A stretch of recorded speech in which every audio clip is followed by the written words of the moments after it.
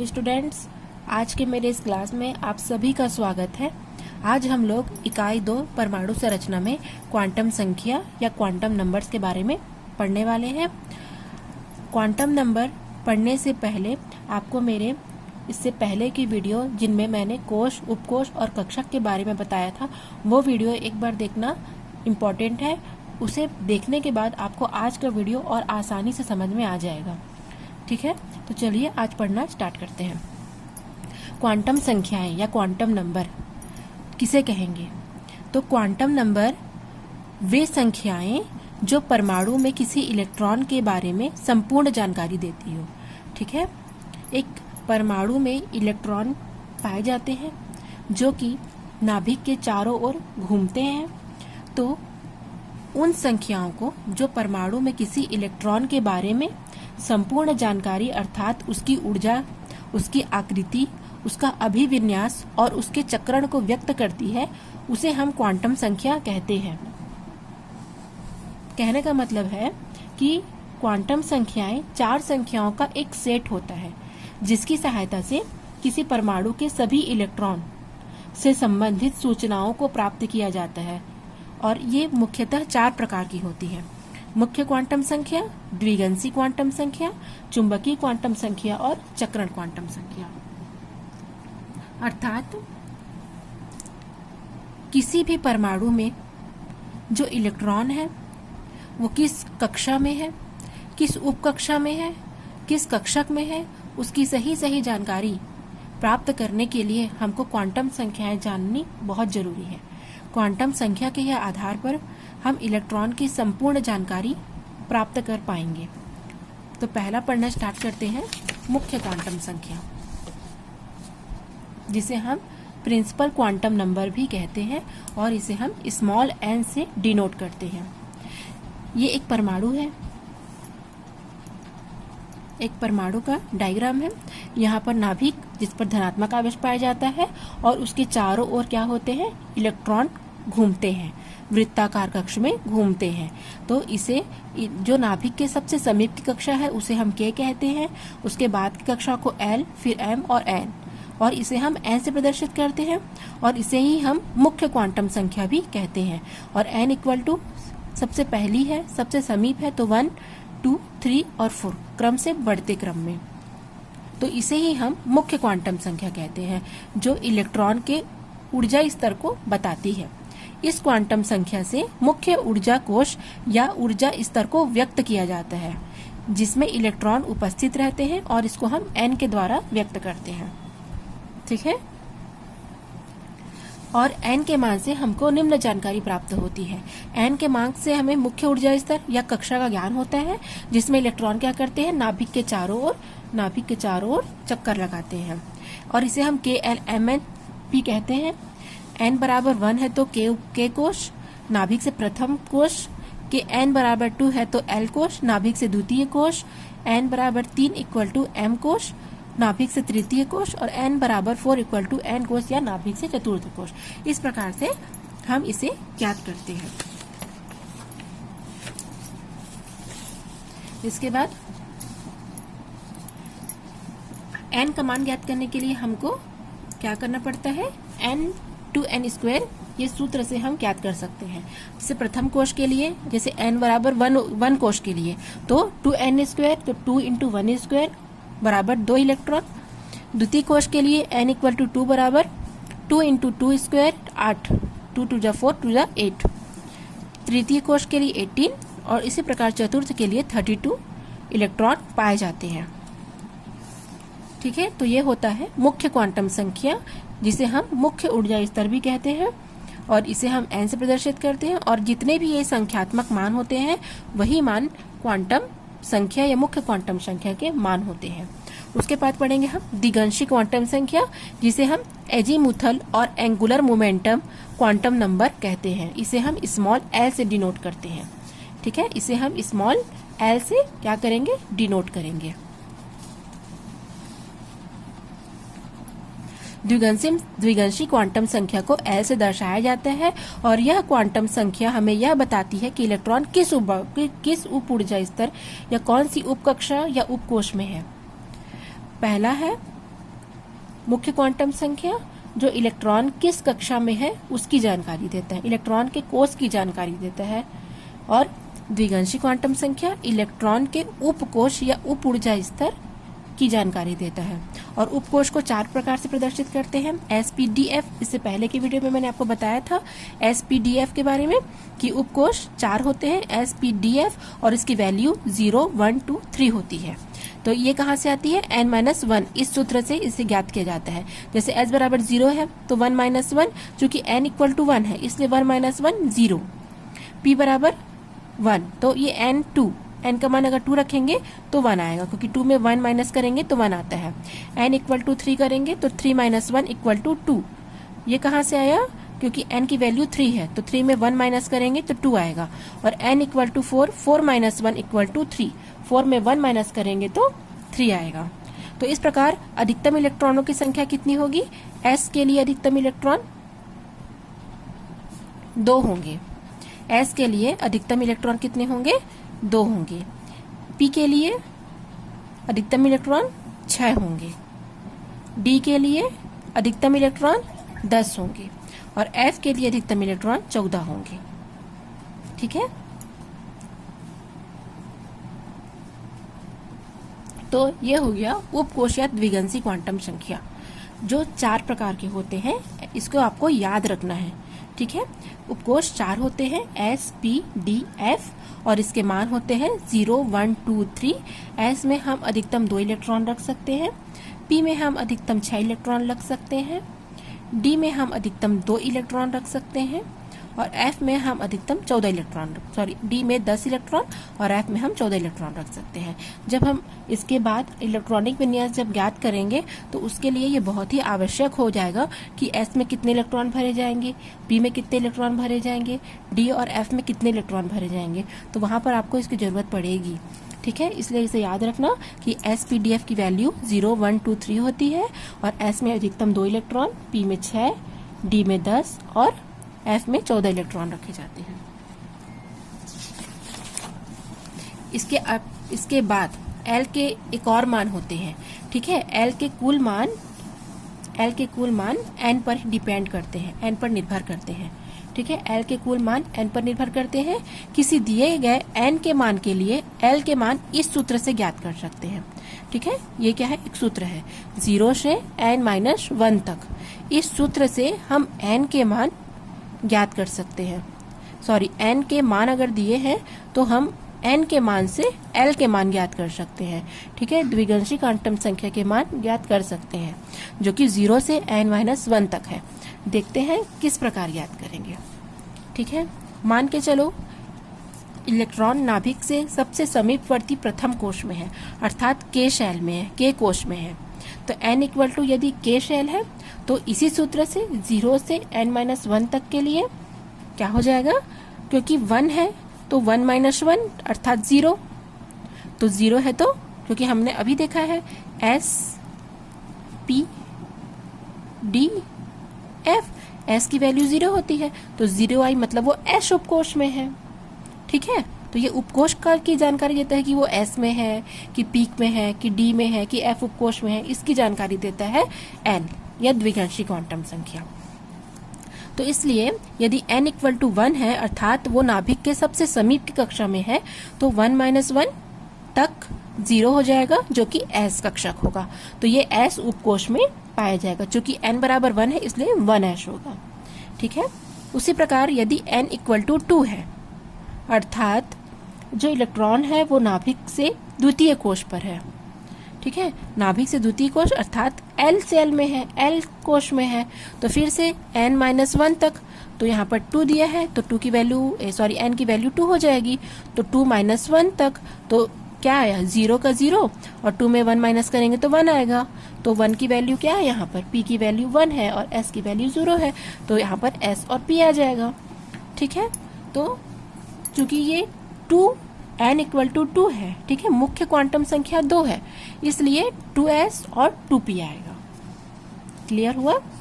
n equal to 2 अर्थात electron नाभिक से द्वितीय कोश में है, तो 0 से 2 - 1 तक, तो 0 और इसमें माइनस करेंगे तो 1 अर्थात s और p जो कि सेकेंड में है इसलिए 2s और 2p। उसी प्रकार n = 3 अर्थात इलेक्ट्रॉन अब कहाँ है, m कोश में है, नाभिक से तृतीय कोश में है, ठीक है, m कोश में। तो 3 - 1 हो जाएगा, तो 0 और यहाँ पर 1 और 2, तो sp_d अर्थात 3 उपकोश होंगे, s उपकोश, p उपकोश और d उपकोश। चूंकि तीसरे कक्ष में है, तीसरे कोश में है, इसलिए सब में 3 लगा है। चौथा हो जाएगा 0 से 4 - 1 तक, n = 4 जो कि n सेल है अर्थात नाभिक से चतुर्थ कोश में है, तो 0 1 2 3, तो sp_df अर्थात चारों उपकोश पाए जाएंगे इसमें, s p d और f, जो कि n = 4 है इसलिए सब में 4 आएगा। क्लियर हुआ? अब हम इसका फुल फॉर्म देख लेते हैं। S का फुल फॉर्म होता है शार्प, P का फुल फॉर्म होता है प्रिंसिपल, D का फुल फॉर्म होता है डिफ्यूज और F का फुल फॉर्म होता है फंडामेंटल। ठीक है, तो ये फुल फॉर्म याद रखने जरूरी है। ये आप फर्स्ट टाइम पढ़ रहे हैं इसलिए आपको थोड़ा सा कंफ्यूजन होगा, बट अगर आप इसे समझ गए तो आपको इसके क्वेश्चन बहुत आसान लगने लगेंगे और ये बहुत इंटरेस्टिंग टॉपिक है। इसे पढ़ने में और इसके क्वेश्चन सॉल्व करने में बहुत ही इंटरेस्ट आता है। अब द्विगंशी क्वांटम संख्या होने के बाद हम इसके और भी पॉइंट्स के बारे में थोड़ा पढ़ लेते हैं। ठीक है, एल के मान से कोश के अंदर उपकोश के आकार को व्यक्त करते हैं, अर्थात एल में जो मान होते हैं उस प्रत्येक मान के एक आकार होता है, एक निश्चित आकार को व्यक्त करता है। जैसे L = 0 हो गया तो वह वृत्ताकार होगा, स्फेरिकल शेप्ड होगा। यदि L = 1 होगा मान तो वो डमरू के आकार का या डम्बल शेप्ड होगा। अगर L = 2 है तो वो दोहरा डमरू के समान होगा, अर्थात डबल डम्बेल शेप होगा। ठीक है, तो इस प्रकार से L के मान से, ठीक है, एक निश्चित आकार को व्यक्त किया जाता है। और L के मान से विभिन्न उपकोश की कुल तुलनात्मक ऊर्जा की भी जानकारी मिलती है कि प्रत्येक कोश में कितनी ऊर्जा है। तो उसका क्रम क्या हो जाएगा, sp_df, क्योंकि F में क्या होते हैं, 14 इलेक्ट्रॉन होते हैं, अर्थात इसकी ऊर्जा क्या होगी, सबसे ज्यादा होगी। इसमें 10 इलेक्ट्रॉन होंगे तो इसकी ऊर्जा, ठीक है, F उपकोश की तुलना में थोड़ी कम होगी। P पर 6 इलेक्ट्रॉन होते हैं तो इसकी ऊर्जा D से कम होगी और F से भी कम होगी। और इसमें 2 इलेक्ट्रॉन होते हैं इसलिए इसकी ऊर्जा क्या होगी, सर्वाधिक कम होगी। ठीक है, सबसे ज्यादा इसकी, क्योंकि इसमें 14 इलेक्ट्रॉन होते हैं। ये बहुत बड़ी क्या होती है, उपकोश होता है। अब हम पढ़ेंगे मुख्य क्वांटम संख्या, जो कि तीसरा पॉइंट है, जिसे हम मैग्नेटिक क्वांटम नंबर कहते हैं और इसको हम स्मॉल m से प्रदर्शित करते हैं। परिभाषा देख लेते हैं। चुंबकीय क्वांटम संख्या, ठीक है, उपकोश में उपस्थित कक्षक या ऑर्बिटल की संख्या को व्यक्त करता है कि कितने कक्षक हैं। ठीक है, अब देखते हैं फिर से। जो मुख्य क्वांटम संख्या होता है वो कोश को या कक्षा को या सेल को रिप्रेजेंट करता है, ठीक है, उसको शो करता है। दूसरा है द्विगंशी क्वांटम संख्या। तो द्विगंशी क्वांटम संख्या उपकोश या उप ऊर्जा स्तर, ठीक है, जो कोश होते हैं वो छोटे छोटे भागों या उपकोशों से मिलकर बने होते हैं, वो उसे शो करता है। और ये 4 प्रकार के होते हैं, S P D F, प्रत्येक के मान 0 1 2 3 होते हैं। ठीक है, और चुंबकीय क्वांटम संख्या या स्मॉल m से इसको दर्शाया जाता है। ये उपकोश में उपस्थित ऑर्बिटल, अर्थात कक्षक किसे कहेंगे, कक्षक किसी नाभिक के चारों ओर का वह त्रिविमीय क्षेत्र होता है, ठीक है, जहां इलेक्ट्रॉन के पाए जाने की संभावना सबसे अधिक होती है। अर्थात जिस उपकोश में इलेक्ट्रॉन भ्रमण कर रहा है उसका कोई ऐसा एरिया होगा जहां इलेक्ट्रॉन के पाए जाने की संभावना सर्वाधिक होगी, उसे हम कक्षक कहेंगे। तो ये चुंबकीय क्वांटम संख्या उसी कक्षक की हमें जानकारी देता है और इसके मान L के मान पर निर्भर करते हैं। द्विगंशी क्वांटम संख्या के मान पर निर्भर करते हैं, किसके मान, M के मान। तो L के किसी मान के लिए M के कुल मान इस सूत्र से ज्ञात होते हैं, -L से +L तक। ठीक है, -L से +L तक, इस सूत्र के द्वारा हम L के मान के द्वारा M के मान ज्ञात कर सकते हैं। तो इस प्रकार L के प्रत्येक मान के लिए M के कितने मान होंगे, 2L + 1। तो इसे भी एग्जाम्पल से समझ लेते हैं थोड़ा। l के मान m के 2l+1 मान और m के -l से +l तक के मान। तो यदि l बराबर 0 है अर्थात वो s उपकोष का है तो 2l+1 सूत्र से 2 इंटू l की वैल्यू 0 +1, तो 2 इंटू 0 0 हो जाएगा, +1 क्या हो जाएगा 1, तो एक मान होंगे अर्थात 0। इसलिए s में एक ही कक्षक पाया जाता है, एक ही ऑर्बिटल पाया जाता है। यदि l इक्वल टू 1 है अर्थात p उपकोष, तो 2 इंटू 1 +1, 2 1 ज़ा 2, 1 + 3, तो -1 0 और +1 अर्थात 3 ऑर्बिटल होंगे। ठीक है, जिसमें आप देख सकते हैं यहाँ पर 3 डिब्बे बनेंगे किसके, p कक्षक के। तो जब भी हम आगे चलकर इलेक्ट्रॉनिक विन्यास ज्ञात करेंगे तो उसमें s के हम एक ही कक्षक, p के हम 3 कक्षक अर्थात 3 डिब्बे बनाएंगे। l इक्वल टू 2 जिसे हम d से डिनोट करेंगे, 2 इंटू 2 +1 5 अर्थात d के 5 कक्षक होंगे। ये देख रहे हैं आप, 1 2 3 4 5, 5 कक्षक से इसको हम रिप्रेजेंट करेंगे। ठीक है, और l इक्वल टू 3 या f, 2 इंटू 3 +1 7 अर्थात 7 कक्षक होंगे f में। ठीक है, और प्रत्येक में 2-2 इलेक्ट्रॉन भरे जाएंगे, उस हिसाब से इसमें 2 इलेक्ट्रॉन तो 2, इसमें 6, 1 2 3 4 5 6, इसमें 5 है 5 कक्षक तो 10 इलेक्ट्रॉन, और यहाँ 7 कक्षक है तो 7 दूनी 14 इलेक्ट्रॉन। इस प्रकार से इलेक्ट्रॉन भरे जाते हैं। प्रत्येक कक्षक में 2 ही इलेक्ट्रॉन भरे जाएंगे, 2 से ज्यादा इलेक्ट्रॉन नहीं भरे जाएंगे।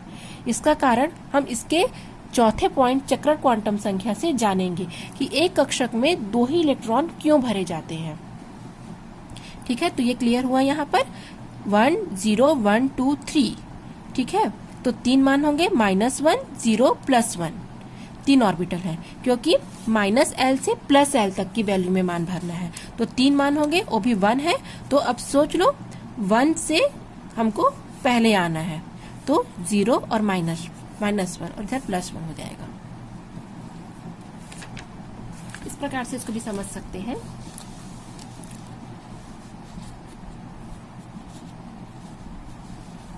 उपकोष SPDF, L के मान 0 1 2 3, L 1 है तो एक ही कक्षक, 3 कक्षक तो -1 0 और +1, 2 कक्षक तो -2 से +2 तक। ठीक है, क्योंकि -l से +l तक के मान है, 3 है तो -3 से +3 तक, तो टोटल 7 कक्षक होंगे, -3 -2 -1 0 +1 +2 और +3।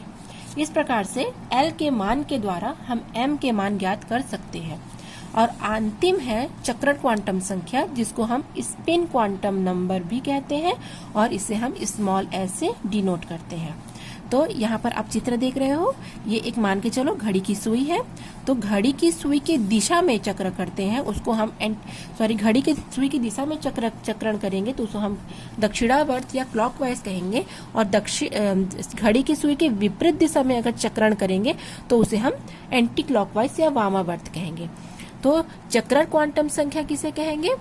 चक्रण क्वांटम संख्या में इलेक्ट्रॉन के चक्रण को व्यक्त किया जाता है कि इलेक्ट्रॉन का चक्रण कैसा है।